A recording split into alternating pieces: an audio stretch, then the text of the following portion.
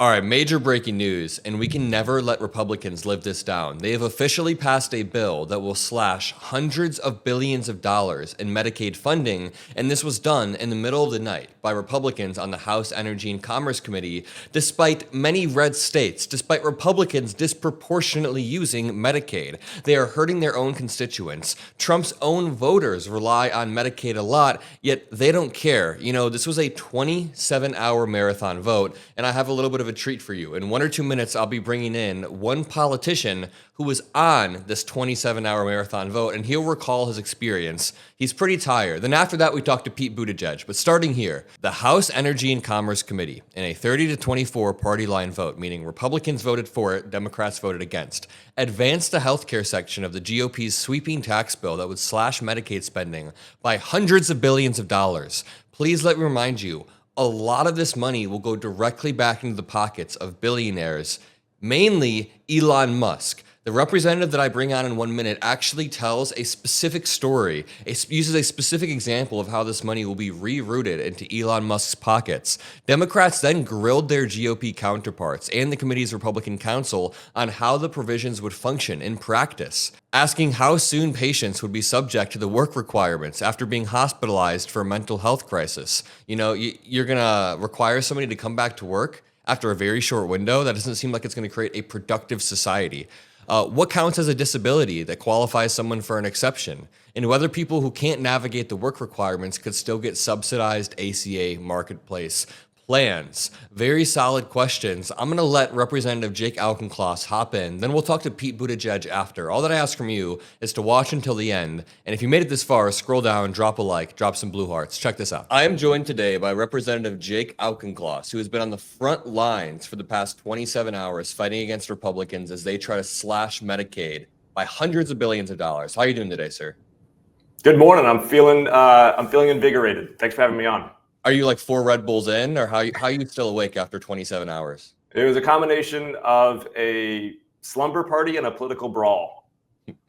Can you fill me in on the political brawl? Because as I said, you've been on the front lines. Republicans are using the House Energy and Commerce Committee to slash Medicaid, but then lying to the American people. Explain to me what's going on. The specific political issues are new, but the overarching political fight is actually 15 years old. And the overarching political fight is this. Democrats try to expand access to healthcare through the Affordable Care Act, through Medicaid expansion, through tax credits for Americans to purchase health insurance. Republicans try to take away healthcare from Americans, and they do so in service of tax cuts for people who do not need tax cuts. This is a 15-year saga, and this was just the latest brawl in that ongoing fight.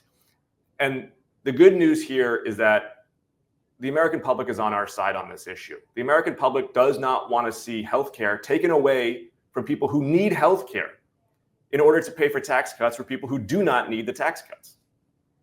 So is it fair to say that this money that would be taken away from Medicaid and Medicare would go to somebody like Elon Musk, who is out there trying to slash and burn the government right now?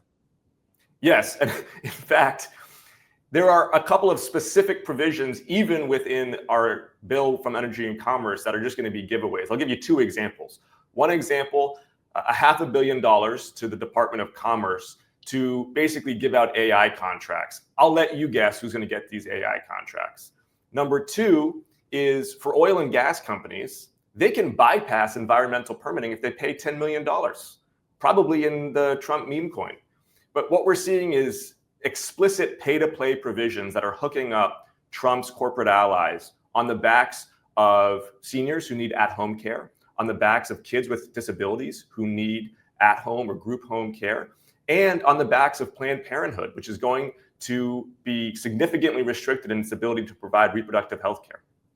So it's just blatant pay-for-play corruption. At least Trump's not accepting any lavish gifts from any Middle Eastern countries, right? Thankfully, no explicit corruption from the president. Yeah, it really lets us sleep easy at night. I think he's against that. So I guess my question is, how do we communicate to the American people that corruption is like very clearly on one side? I had an interview with Mayor Pete Buttigieg, and I said, if I were talking to a Trump supporter right now, he would say, Mockler, both sides are equally as corrupt. I don't care what Trump does. How do we explain to voters that both sides are not equally as corrupt?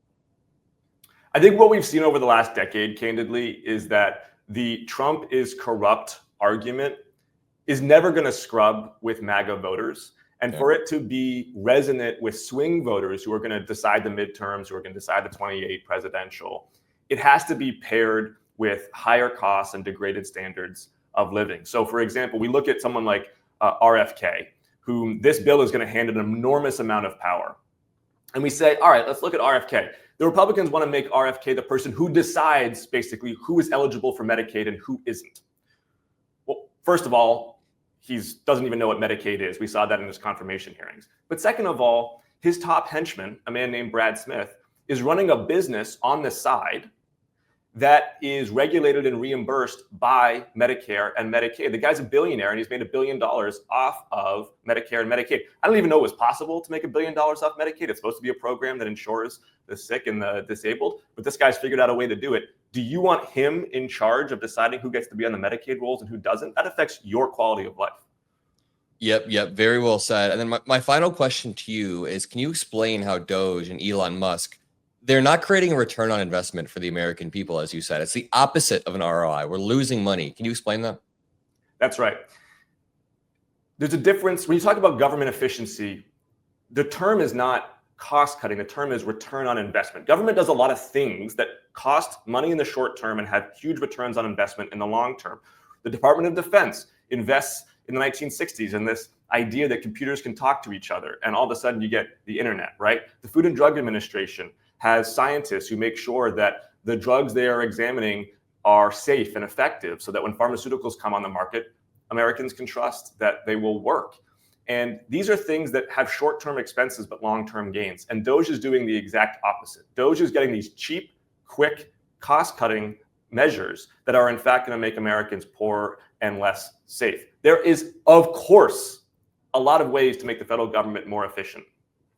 But efficiency needs to be seen through the lens of 5 years from now, are Americans safer and are they more productive? Yep. And what I always say during debates is that if you want to do surgery on the government, surgery is necessarily precise. And what Elon Musk is not doing, it's not precise whatsoever. And to your point about return on investment, I always tell Republicans it's a trade-off. Like if 9 cents of my tax dollars go towards a veterans hotline, I'm actually okay with that trade-off. I don't think that's too egregious.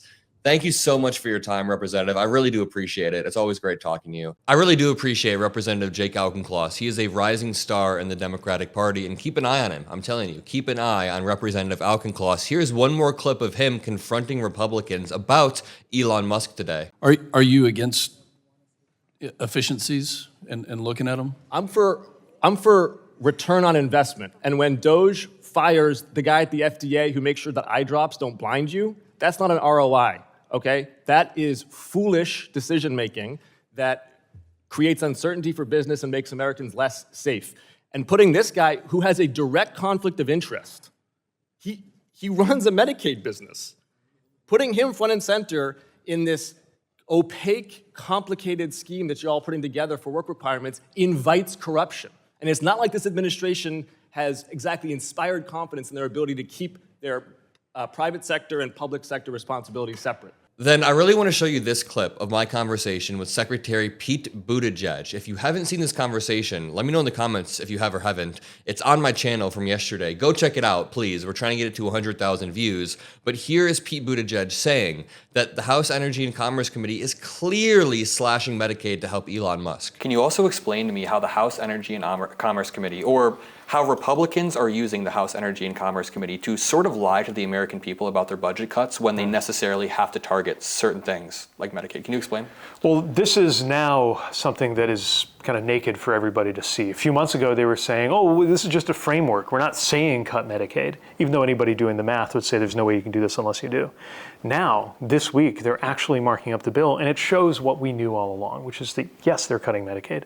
And the latest estimates, nonpartisan estimates, show that somewhere in the neighborhood of 10 million Americans will be kicked off of their insurance. Most of them wouldn't have another way to get insurance.